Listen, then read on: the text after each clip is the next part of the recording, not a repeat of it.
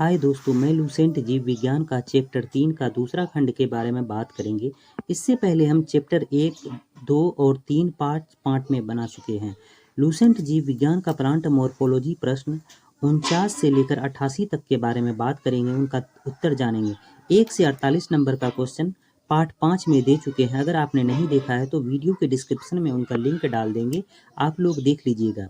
इससे पहले कि आप लोग हमारे चैनल को सब्सक्राइब नहीं किए हैं तो सब्सक्राइब कर दीजिए, वीडियो को लाइक कर दीजिए, साथ ही शेयर कीजिए। चलिए शुरू करते हैं। हमारा पहला क्वेश्चन है, वर्तिकाग्र सदैव खुरदुरा एवं चिपचिपा होता है। किस वजह से होता है वो बताना है आपको। जल प्राप्ति पुष्पों से, कीट परागित पुष्पों से, जल परागित पुष्पों से, कीट परागित पुष्पों से, वायु परागित पुष्पों से, सभी प्रकार के पुष्पों से। तो चलिए इसका उत्तर है कीट परागित पुष्पों से। ऑप्शन बी, कीट परागित पुष्पों से इसका सही उत्तर है, कीट परागित पुष्पों से। चलिए अगला क्वेश्चन है, घोघे द्वारा परागन कहलाता है। घोघे द्वारा परागन कहलाता है, क्या कहलाता है वो बताना है आप लोगों को। घोघे द्वारा परागन, ऑप्शन ए जूफिली कहलाता है, एंटोमोफिली कहलाता है, चेरिप्टोरिफिली कहलाता है, या मेलिकोफिली कहलाता है। तो घोघे द्वारा परागन को क्या कहलाता है? मेलिकोफिली कहलाता है। क्या कहलाता है? मेलिकोफिली कहलाता है। क्या कहलाता है? मेलिकोफिली। घोघे द्वारा परागन को क्या कहते हैं? मेलिकोफिली कहते हैं। चलिए आगे बढ़ते हैं। क्वेश्चन है, सुगंधित पुष्पों में परागन किसके द्वारा होता है? सुगंधित पुष्पों में परागन किसके द्वारा होता है बताना है आप लोगों को। सुगंधित पुष्पों में परागन किसके द्वारा है? वायु द्वारा, जल द्वारा, कीट द्वारा, या फिर पक्षी द्वारा। तो इसका सही उत्तर है, सुगंधित पुष्पों में कीट ज़्यादा होते हैं, कीट द्वारा परागन होता है। चलिए अगला क्वेश्चन हमारा है, परागन है पोलिन ग्रेन है, क्या है? अपूर्ण विकसित नर युग्मक कोविद बीजाणु मात्र कोशिका, एक नर शुक्राणु कोशिका। इसका बताना है आप लोगों को। तो इसका सही उत्तर है अपूर्ण विकसित नर युग्म कोविद। देख लीजिए, अपूर्ण विकसित नर युग्म कोविद है। परागन क्या है? अपूर्ण विकसित नर युग्म कोविद है। चलिए अगला क्वेश्चन की तरफ। अगला क्वेश्चन हमारा है, कीटों द्वारा परागित फूलों के परागन डैश होते हैं। क्या होते हैं वो बताना है आपको। कीटों द्वारा परागित फूलों के परागित डैश होते हैं, जो होते हैं वो बताना है। ऑप्शन ए, चिकने एवं शुष्क, रुक्ष एवं चिपचिपे, चिकने एवं शुष्क, रुक्ष एवं चिपचिपे, रुक्ष एवं शुष्क, और बड़े दिखने वाले। तो इसमें से कौन सा होता है? कीटों द्वारा परागित फूलों के परागन होते हैं, कौन सा होते हैं वो बताना है आप लोगों को। तो इसका सही उत्तर है रुक्ष और चिपचिपे। कौन सा? रुक्ष और चिपचिपे। चलिए अगला क्वेश्चन है, निषेचन क्रिया है। निषेचन क्रिया क्या है वो बताना है आप लोगों को। निषेचन क्रिया है एक नर युग्मक अंडाणु से संयोजन, एक नर युग्मक का अंडाणु से संयोजन ही निषेचन क्रिया है। तो चलिए यही हमारा आंसर है आज का। तो इसके डिस्कस नहीं करेंगे इसके ऑप्शन के बारे में। तो चलिए अगला क्वेश्चन हमारा है, निषेचन के पश्चात बीजों का जीवावरण कहते हैं। क्या कहते हैं? बीजों के जीवावरण कहते हैं। ऑप्शन ए, अध्यावरणों से, ऑप्शन बी, भ्रूणपोष से, ऑप्शन सी, निभाग से, ऑप्शन डी है बीजांड से। तो निषेचन के पश्चात जीवावरण विकसित होते हैं। किससे होते हैं ये बताना है। अध्यावरणों से, भ्रूणपोष से, निभाग से, बीजांड से। तो इसका सही उत्तर है, निषेचन के पश्चात जो है अध्यावरण से बीजावरण विकसित होते हैं। निषेचन के पश्चात बीजों का बीजावरण विकसित होते हैं अध्यावरणों से। अध्यावरणों से। इसका सही उत्तर है ऑप्शन ए। चलिए अगला क्वेश्चन की तरफ। हमारा क्वेश्चन है 56 नंबर, द्विव निषेचन डबल फर्टिलाइजेशन मुख्य लक्षण है। क्या है डबल फर्टिलाइजेशन का लक्षण वो बताना है। डबल फर्टिलाइजेशन का मुख्य लक्षण है, क्या है? ब्रायोफाइट्स, टेरिडोफाइट्स, जिम्नोस्पर्म्स, आवर्त बीजियों। तो इसका सही उत्तर है आवर्त बीजियों का। क्या? आवर्त बीजियों का लक्षण है। चलिए, अभिषेक जनन होता है। क्या होता है अभिषेक जनन? हार्मोन्स के बिना फल का परिवर्तन, बिना निषेचन के फल का परिवर्तन, उसके बाद बिना निषेचन के अंडाणु का परिवर्तन, बिना निषेचन के भ्रूण का परिवर्तन। तो इसका सही उत्तर है बिना निषेचन के अंडाणु का परिवर्तन। क्या? बिना निषेचन के अंडाणु का परिवर्तन अभिषेक जनन को होता है। बिना निषेचन के एक अंडाशय फल में विकसित होने को कहते हैं। क्या कहते हैं वो बताना है। सिंजेनेसिस, पार्थिनोकोर्पी, एपोस्पर्पी और एपोगेमी। तो इसका सही उत्तर है पार्थिनोकोर्पी कहलाते हैं। बिना निषेचन के अंडाशय के फल के विकसित होने को पार्थिनोकोर्पी कहलाते हैं। चलिए अगला क्वेश्चन की तरफ। क्वेश्चन है, निम्नलिखित में से कौन सा फल अभिषेक फलनीय है? अभिषेक फलनीय है, जो फल अभिषेक फलनीय है उसके बारे में बताना है। कौन सा फल अभिषेक फलनीय है? तो इसका सही उत्तर है ऑप्शन पहले देख लीजिए, केला, सेब, सहतूत, स्ट्रॉबेरी। तो इसका सही उत्तर है अभिषेक फलनीय जो है केला है। अभिषेक फलनीय, कौन सा फल अभिषेक फलनीय है? केला है। निम्नलिखित क्वेश्चन है 61 नंबर, निम्नलिखित में से एक खेत पौधे का प्रतिरोपण करके की जाती है। एक खेती के पौधे का प्रतिरोपण करके की जाती है, क्या की जाती है? किसका किया जाता है? मक्का का, सोरगम का, प्याज का, सोयाबीन का। तो इसका सही उत्तर है प्याज का जो है प्रतिरोपण किया जाता है, एक जगह से उखाड़ के दूसरे जगह लगाया जाता है, इसी को प्रतिरोपण कहते हैं। एक सत्यफल परिवर्धित होता है, क्वेश्चन 62 है, एक सत्यफल परिवर्धित होता है। ऑप्शन ए अंडाशय से, बी पुष्पासन से, सी दलों से, डी है आश्चर्य से। एक सत्यफल किससे परिवर्धित होता है? तो ये अंडाशय से परिवर्धित होता है। किससे? अंडाशय से। ट्रू फ्रूट परिवर्धित होता है किससे? अंडाशय से। चलिए, आभासी फल का उदाहरण है, आभासी फल का उदाहरण है, क्या है?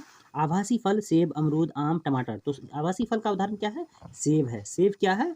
एक सच्चा फल नहीं है, आभासी फल है। चलिए अगला क्वेश्चन की तरफ। क्वेश्चन है नारियल तथा आम के फल होते हैं, क्या होते हैं वो बताना है। Pome, berry, drupe, pepo. तो नारियल के फल क्या होते हैं? नारियल के फल जो है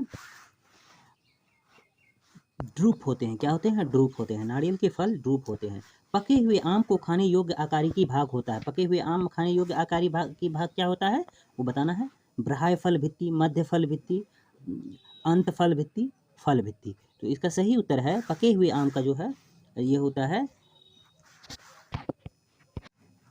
खाने योग्य भाग जो होता है वो मध्य फल भित्ति होता है, क्योंकि बाह्य फल भित्ति जो छिलका होता है और अंत फल भित्ति क्या होता है?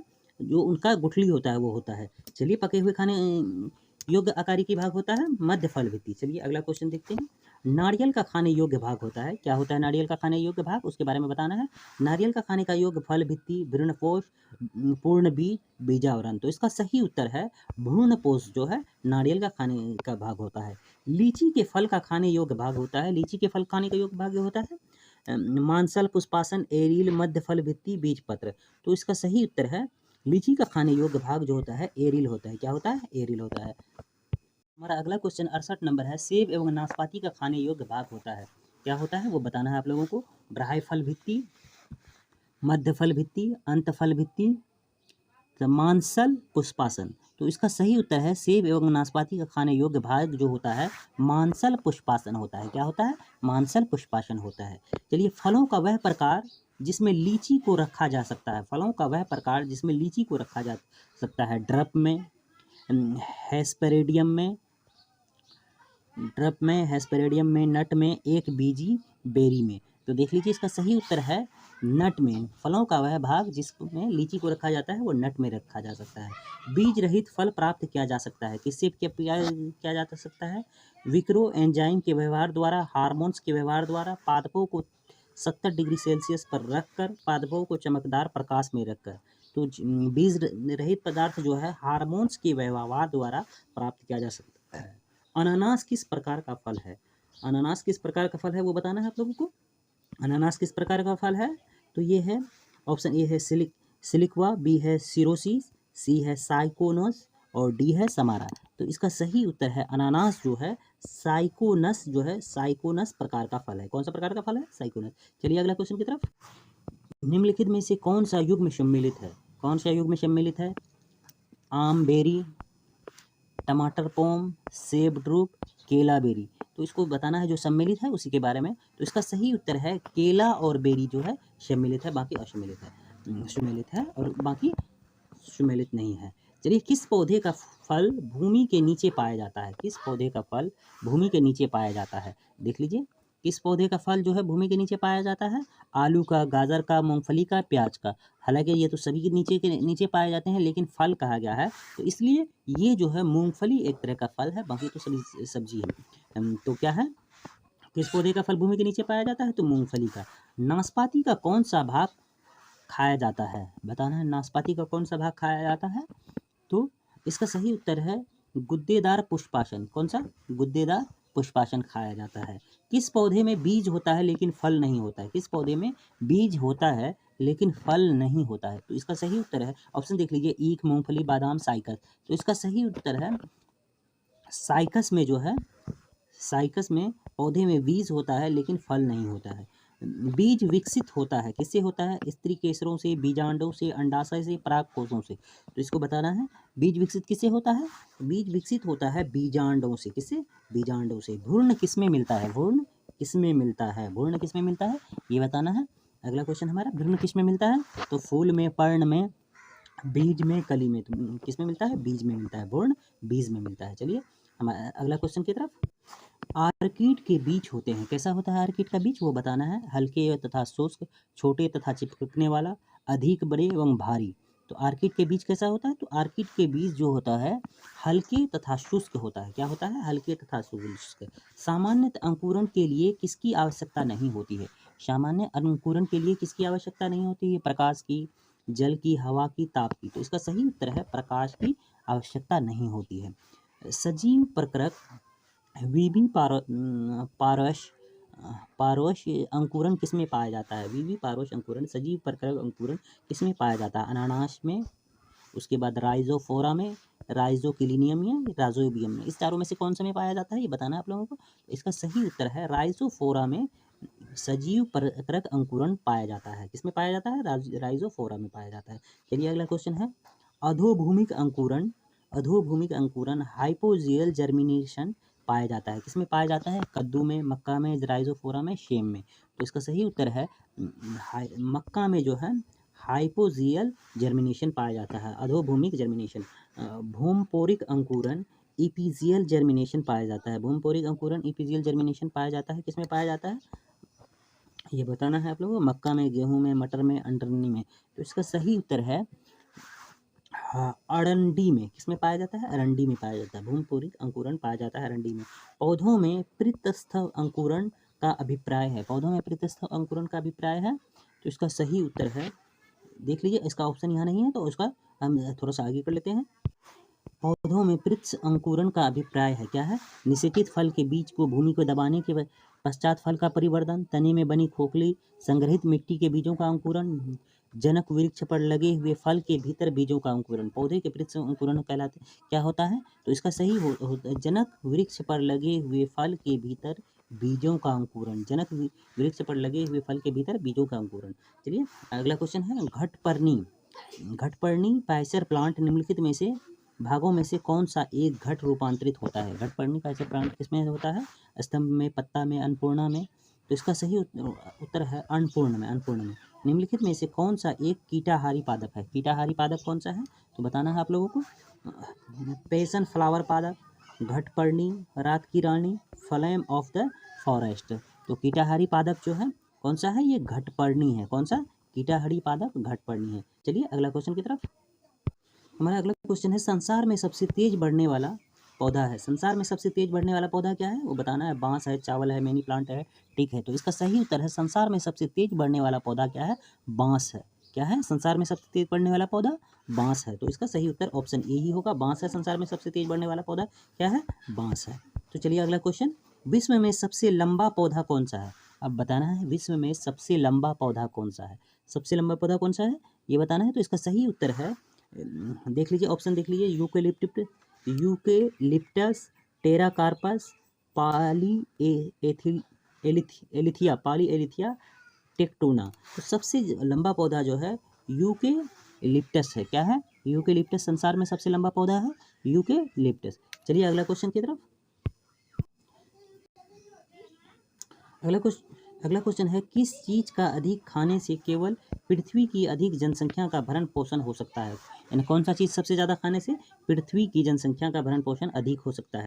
देख लीजिए ऑप्शन ए, भेड़ बकरे का मांस, अंडे, वनस्पति उत्पाद, गोमांस। तो इसका सही उत्तर है वनस्पति उत्पाद खाने से संसार में जो है पृथ्वी में अधिक जनसंख्या का भरण पोषण हो सकता है। किससे? वनस्पति उत्पाद से। हमारा ये आज का जो ये है करंट, आज का जो जीव विज्ञान है यहीं तक है। आज हम 49 नंबर से 88 नंबर तक का जीव विज्ञान हमने कवर किया है।